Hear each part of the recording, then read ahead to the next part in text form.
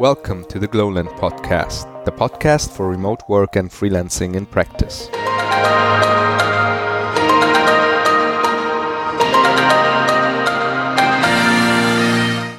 Welcome, Vicens, again to this new episode of the Glolent podcast, and we're discussing some concepts today that are very highly controversial. It's called the 10 times engineer, and we will discuss what this means and if it's a good idea or if it's a toxic or bad idea, like some people suggest. Welcome again, Vicens. Good to have you here. Hello, Behsaad. Yes, thank you to invite me as always. I mean, I like a lot talking with you. All our listeners know that, and we have a lot of fun. And I think this topic is, I propose this topic, I have to say, because I'm very interested in become one of them. Yes. Basically. You want to become a 10 times engineer? Yes. And earn 10 times more. Okay, yes, that doesn't say it. You know the definition of the 10 times engineer. You know what it is? 10 times more salary? You wish. A concept used in Silicon Valley to describe an engineer that is 10 times more productive than an average engineer, although the 10 times metric is figurative. Sometimes referred to as ninjas, these engineers are highly sought after by all tech companies. This is ridiculous. Are you reading? This is ridiculous. Are you reading? Okay, I'm reading a dictionary definition. Yeah, I mean, I think it's a good start because we have to put our audience in the context. Okay, that's what the dictionary says. But all of us, we met people who, for whatever reason, is a lot more productive. Yes, I mean, and it's kind of magic. Yeah, I mean, even in internet, you have examples of people maybe you don't know them or him or her maybe, but he is doing websites and application like in a weekend with a level of perfection that you say, what the fuck? I mean, a team of 10 people would struggle 2 months for doing that, and he's doing that in 2 weeks, or I don't know. But isn't that so it's real? Isn't that the idea of Silicon Valley or the tech industry trying to squeeze everything out of people and trying to basically create myths and heroes from engineers to, that a single person can basically drive a project? I think it's more important nowadays to have teams, right? And having this idea of someone who's like a 10 times engineer is a little bit problematic, I think. Yes. I mean, yes, Behsaad. I mean, you sound loud like my mother when she talks. Yes, you are right. I sound like your mother. I mean, yes. I have to say that in industry, if you want to have a proper long-term run, you have to bet the team, of course, and not looking for 10x developers. But it's not my point. My point is that if these people exist and why they make them so special. And I think they exist, and I don't know exactly what they do that I don't do, because I read some tutorials or some articles about them, but mostly the things they say I try to do. I think they're just smarter, even not more intelligent. It can be. Yeah, it's true. It's true. Maybe it's not the problem. Shit. I'm sorry to tell you. I'm gonna open the whiskey bottle now. The thing is, let's put some examples here. If you think of Peter Levels, for example, right? I would say he's very productive. You would say that pushes out 10 startups in 10 days. Pushes out. He has 5 different platforms. He created his own Slack kind of chat and runs a community called Nomad List, and still has time to tweet and do Periscope chats. So this guy is very productive. And there's other people like more known, maybe like Elon Musk. He has 5 companies 5 sons, 5 companies, and 5 girlfriends at the same time. Yes, 5 he does rockets. things in 5s, Yeah. Well, but I think with Elon Musk, I know you're hero. You have a poster of him, and you sleep with a photo of him under your pillow. I know that. But a lot of. I mean, he has a lot of lovers. But Elon Musk is a business guy, so the things he's doing is not 100% measurable. So you cannot apply 100% metrics because business is a little bit more abstract. But a dev developer is about lines of code as output, so it's quite clear. The output. Okay, you see this guy, these levels, and you say, what? Or I don't know, I have my personal hero, If von Horn, or something like that. I don't know if you're pronouncing it well, but it's a guy who did CodeSandbox.io, and it's a website that is just an IDE that you can program in JavaScript, whatever language you or framework you want. And he built that in 2 weeks or something like that. I was what the fuck? Of course, I think on the under the hood, what they are using is a lot of things. Yeah, exactly. That's it. If you're really experienced and if you really know what you're doing, you can pull things together from existing code. Look, this is what Rails development is about, right? Sometimes you see me develop integrations with APIs very quickly because I can use some gems that already do most part of this. Or I use some code that I developed in another project, or, I think... Yeah, of course, that's the power of the library. Or nothing new here. You know what we tap into also? No code. That's the big movement, the no code movement, So that's about server codeless. I think, can you do a tag now? I think Twitter? No, I think no code. I think hashtag no code. But these no code tools and websites, they like Webflow or Shopify or all these things, they allow you to create things that work out of the box basically, and you just adjust it with your logo and so on. And what does cost the most time nowadays still is the front end CSS, making it pretty stuff. And we don't have to program our custom forms anymore. We don't have to program our custom stuff anymore.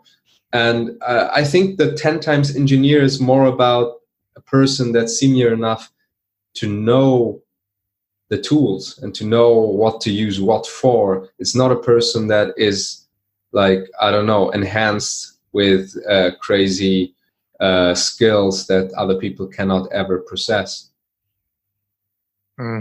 Well, I mean, yes, but no. Okay. No, I mean, the thing is, of course, the power of the reuse code, with the libraries, okay, nothing new. I mean, for 20 years, people is doing that. Okay, next argument, the no-code stuff. I mean, yes, but if you want, there is a moment you want to do something custom for you can use these tools anymore. Okay, so and I mean, you can do a form with Typeform or Google Form, and it's looking great, but you want to do a form with 5 slides moving different way and with a super complicated workflow, but and connected when do you to whatever really things need that, No, of course, yes, of course. I mean, and this guy Levels is not tackling this scenario. He's always tackling the scenario. The thing is, I mean, it's like I was theorizing or doing theories about one guy that was a friend of mine, and he was always chasing a lot of girls. Okay, and he was super successful. I don't know how we got there again, but okay. And it's not you. And it's not you. Thank you. Okay. And I thought, what the fuck? He's always been successful. But the thing is that he had his own market. What was his market? He was super. His market was the kind of guy that likes a guy with muscles and this kind of more. I mean, he had his. I know what I mean. Don't put me in. I just want you to I lost the track now. Sound a little bit controversial actually. So yes. No, but let me finish the idea. So he had the own market, and then he was very productive because he was saying, okay, I'm a club. I could go to these girls that look like hipster and very cultural, sophisticated, but I know I go to the other ones that they are only having stupid things and fun, and then the rate of success was quite high there. So this guy, the levels is the same. The first thing he's deciding is what niche can do. What he can do, what he can do. So he said, okay, I can use Google Maps. I know how to layer on top. I can, and could do a product like showing neighborhoods. Hood maps. Whatever. But, and then, I think the secret of him is trying 20 things and one of them works, Yeah, but that's the other thing. But I have to say that when I felt myself super productive is when I had in my head exactly what I wanted to do.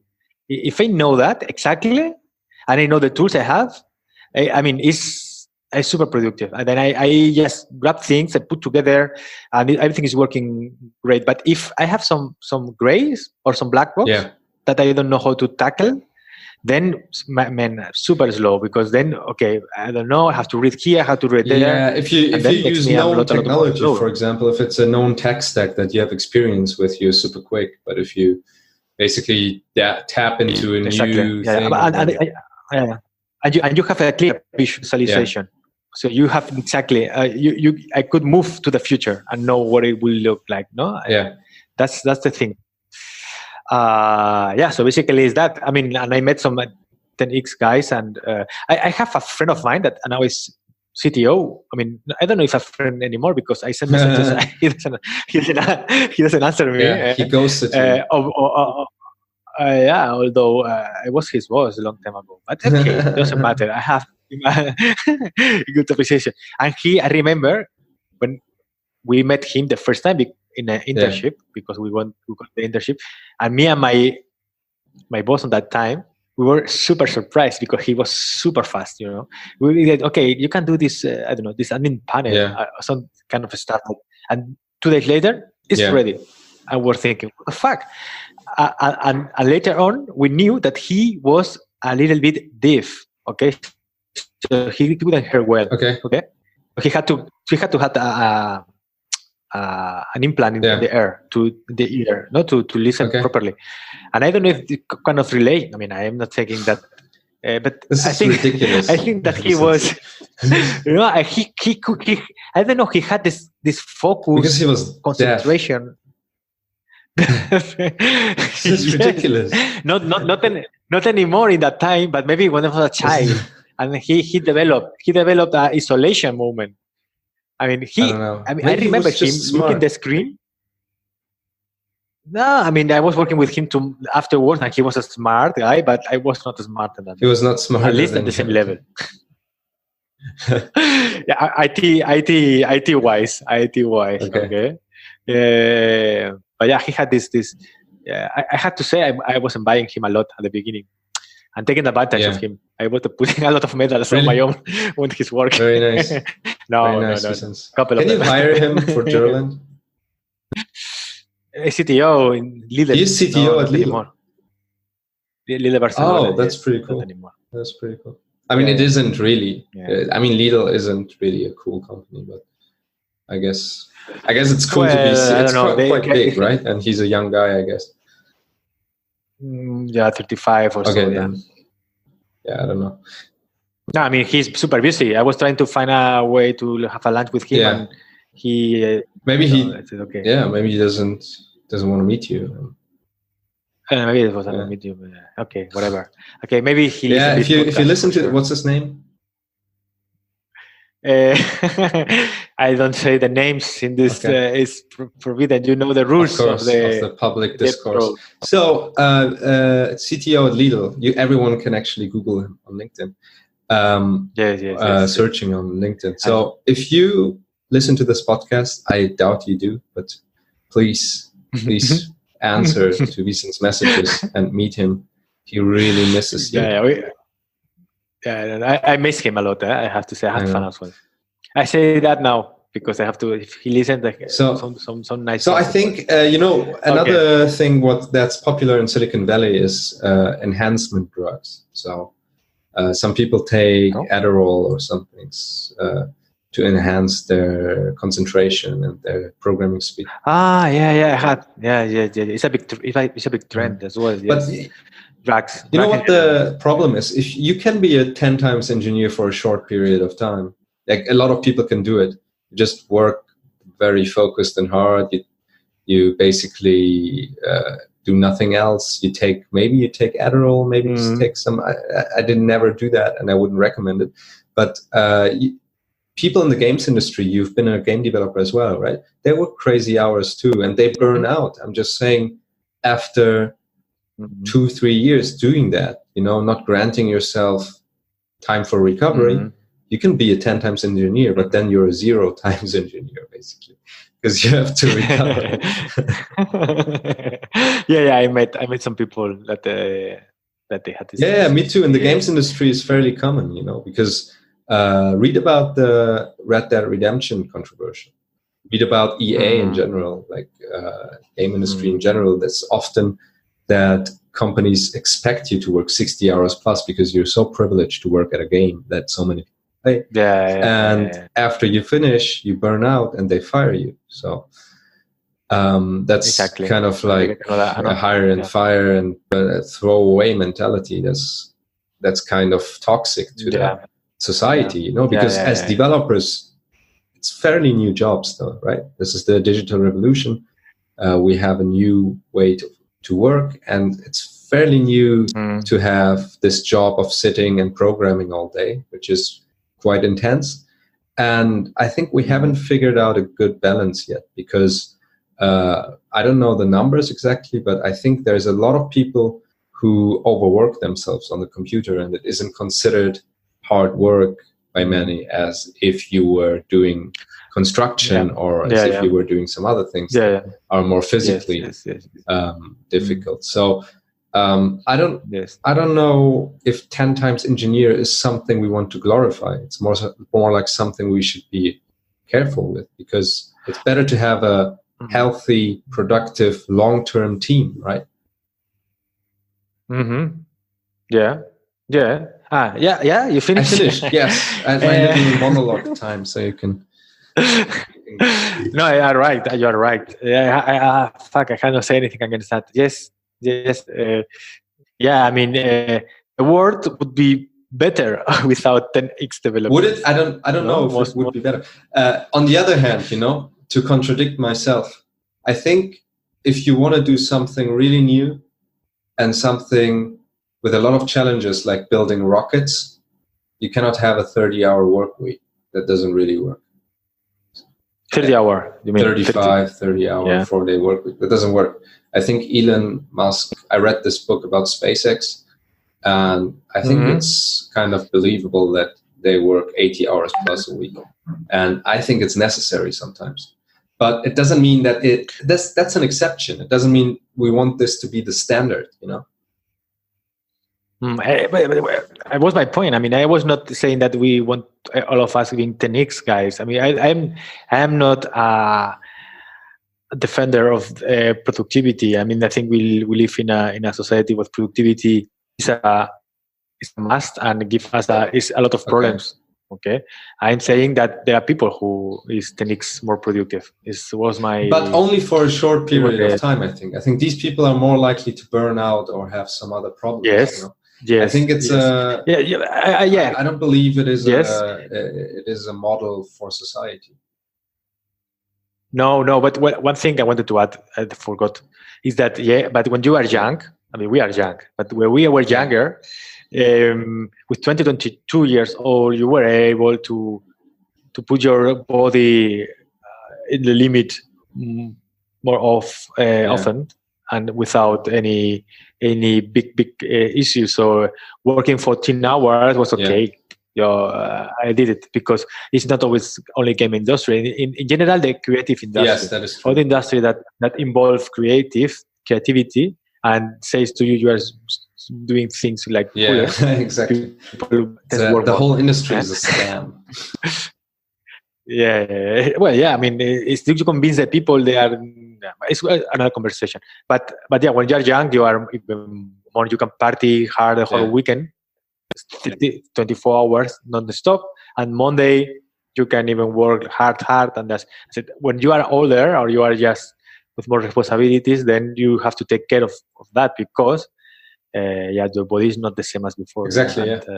But for a short period of time when you're young, you can do it, and a lot of companies they use that.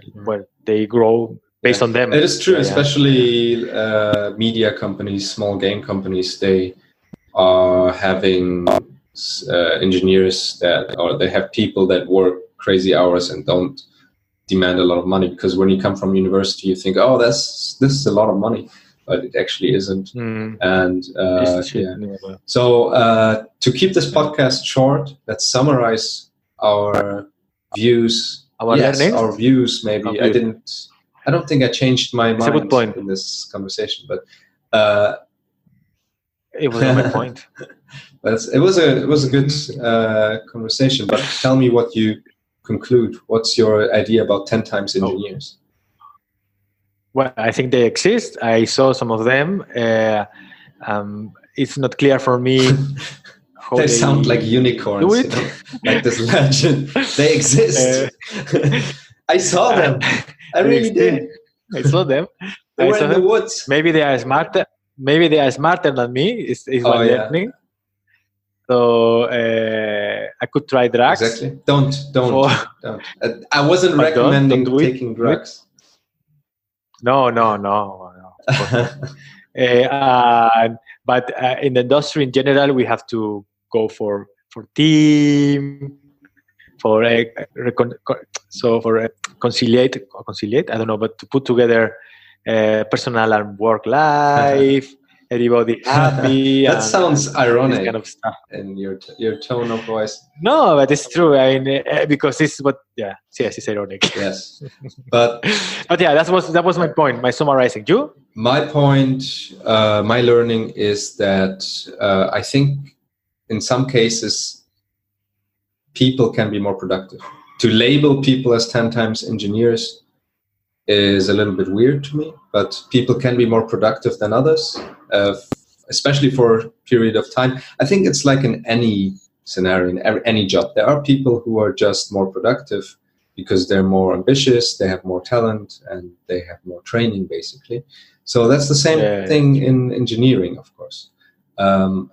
But we should be critical about labeling people as certain types of engineers and 10 times engineers, because what it kind of concludes is that there's not only 10 times engineers. You could also turn it around and say there are a lot of 0.1 time engineers, and that's kind of a slippery road to go on. You are aware. You are the conscious voice. You are aware as about the dangers of. Yeah, it's a little bit dangerous, I think, to glorify people who burn out, doing everything they can to create something quickly. I don't know. So it's a controversial thing. I believe that they exist, and I believe that in some scenarios it's needed, but that's not something that we should advertise and glorify, I think. Okay. So then that's it. Yes, that's it for today. That's it. And see you guys back for the next episode. And thanks, Vicens, again for being my sparring partner on these. I really enjoy these conversations. Thanks, Behsaad, for inviting me. Take care. Thank you for listening to the Glolent podcast, the podcast for freelancing and remote work in practice.